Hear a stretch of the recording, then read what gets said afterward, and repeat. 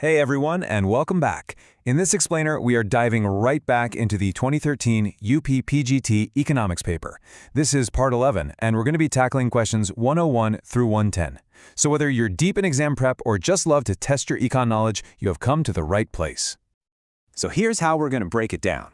First, we'll hit some questions all about the facts and figures of the Indian economy. Then we're going to get into some of the bigger ideas around economic theory and policy. All right, let's get into it.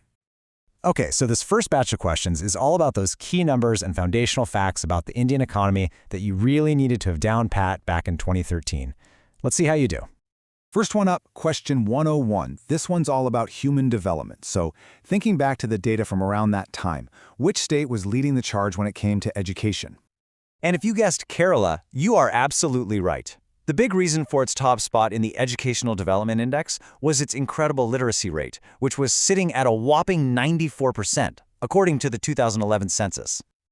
All right, on to a real classic economics concept. This question is a great test of what actually makes something a public good.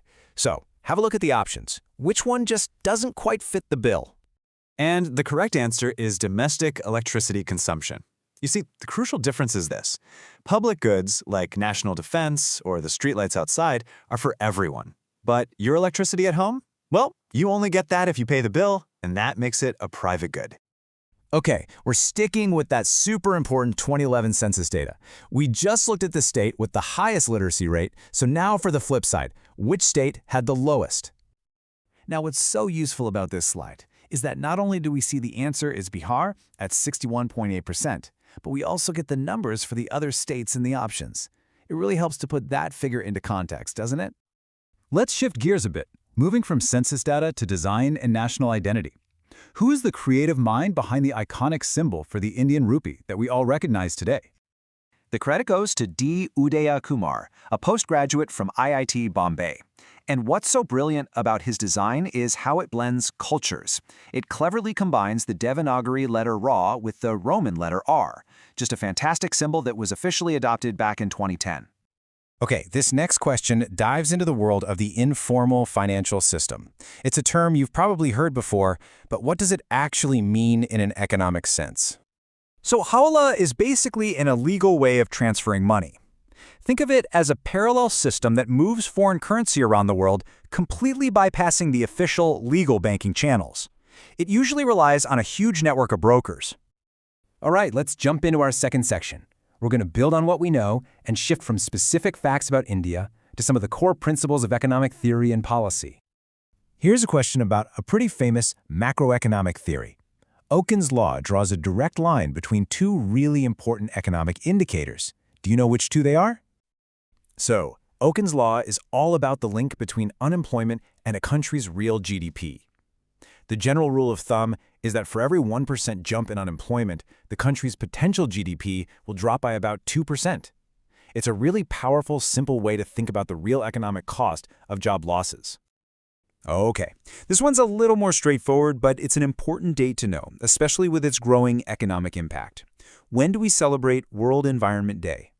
The answer is June 5th. And remember, this isn't just a random day. It's a massive global initiative that's led by the United Nations Environment Program, or UNEP.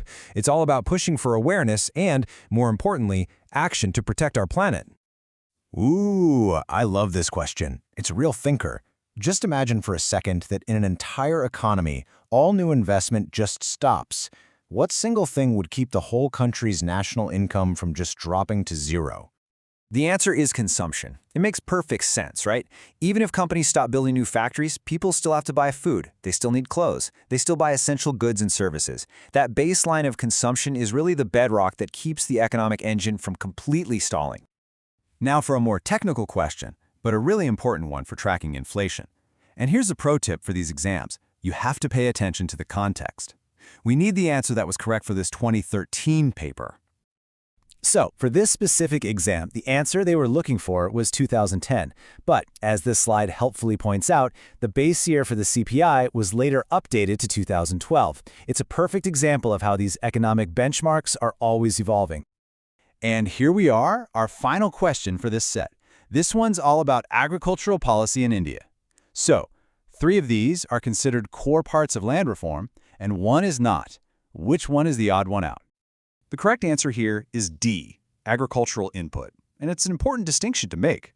Of course, providing things like seeds and fertilizer is part of overall agricultural policy, but it's not what we mean when we talk about land reform. Land reform is really about the big structural stuff, getting rid of intermediaries, changing tenancy laws, and reorganizing how agriculture is structured. And that's a wrap on our 10-question drill. We've covered a ton of ground, from census data to big macroeconomic laws. So I'll leave you with this final thought to chew on. Out of all the concepts we've touched on, which one do you think is the most critical for India's economic path forward today? It's a great question to reflect on. Thanks so much for joining me, and good luck with your studies.